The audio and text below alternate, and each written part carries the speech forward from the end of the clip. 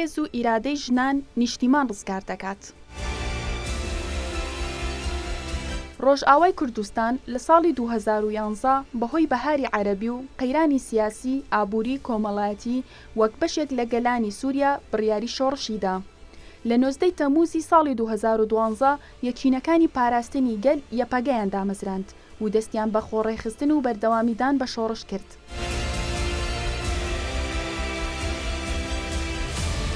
دە ساڵ بەسەر شۆڕشی ڕۆژئاوای کوردستان تێپەڕیوە. لە ئێستادا لە ڕۆژئاوای کوردستان سیستمی خۆبەڕێوەبەری دیموکراتیک پەیڕەو دەکرێت و لە خاکێکی پشتگوێخراوە بۆتە خاکێکی بەرهەمهێن. بناغە کۆمەڵایەتی و سیاسی و ئابووریەکانی پتەو کردووە و توانی ئەزمونێکی سەرکەوتوو بەدەست بهێنێت. ژن بووەتە پێشەنگی شۆڕش و هەوێنی بەدیهێنانی ژیانێکی ئازاد و لە ڕووی هزریەوە بەرەو پێشچوونیان بەخۆیانەوە بینیوە.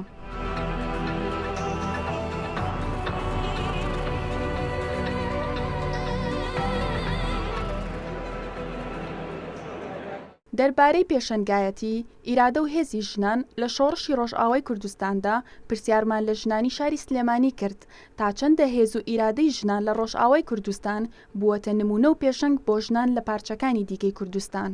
ژنانی باشووری کوردستان وەک نمونە لە شۆڕشی ڕۆژئاوای کوردستان دەڕوانن کە بە پێشەنگایەتی ژنان بەڕێوەچوو، دەڵێن کە بووەتە ئیلهام و هەندان بۆ ژنان لە پارچەکانی دیکەی کوردستان، چووکە لە ڕووی هزریەوە خۆیان بەرەو پێش بردووە و بڕوایان بە تواناکانی خۆیان هەیە.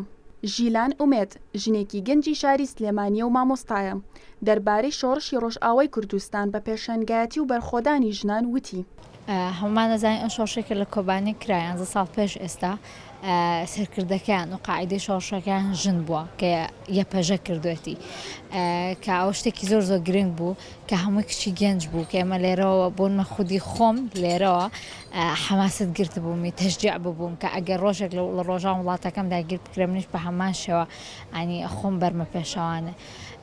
ئەوە ڕێگایەک بووی کە من چاوم بکرێتەوە کە بڵێم کە تەنها ئەوەی کە پیا و ئەیکات ژنیش ئەتوانێت بە زیاشەوە بیکە.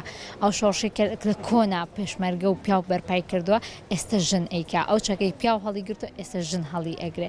ژنان بۆ پاراستنی خۆیان لە ساڵی 2013 یەکینەکانی پاراستنی ژن یەپەژەیان دامەزراند، بوون بە نمونەی ئیرادەی ژنی ئازاد و هێزی ژنی کوردیان بە تەواوی دنیا ناساند.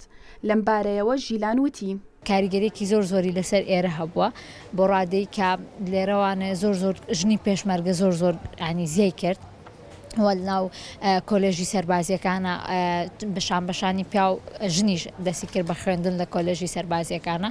ئەمە سوودێکی زۆر زۆری گیان و هەروەها واشی لە ژن کرد کە سکوت نەبێت بەرامبەر هەر تووزونتیژیەک، هەر ناخۆشیێک، هەر تعنیفێک و ناخۆشیێک کە بەرامبەری بکرێت سکوت نەبێت بڵێ کە منیش مافم هەیە ئێوە زیاتر توانم بکەم.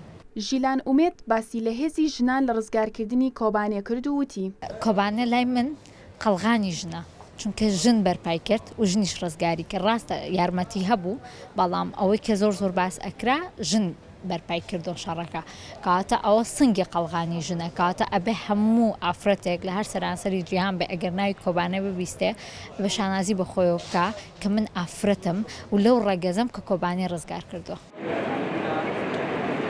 ڕۆژئاوای کوردستان نمونەی بەرەو پێشچوونی ژنە لە ڕووی فکریەوە.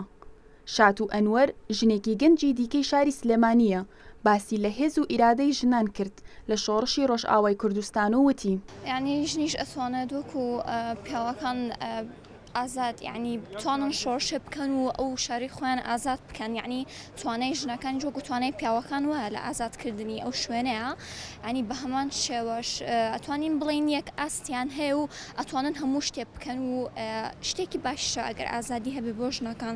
یعنی بەڵێ ئەتوانین بەرجەستەی بکەین چکە یعنی ئێمەش تا ڕادێک ئازادین. دامەزراندنی سیستمی خۆبەڕێوەبەری لەسەر بنەمای ئازادی ژن، ژینگە پارێزی و نەتەوەی دیموکراتیک ژنی سەر لە نوێ ژیاندەوە و ئاشنای کرد بە ڕۆڵ و تواناکانی.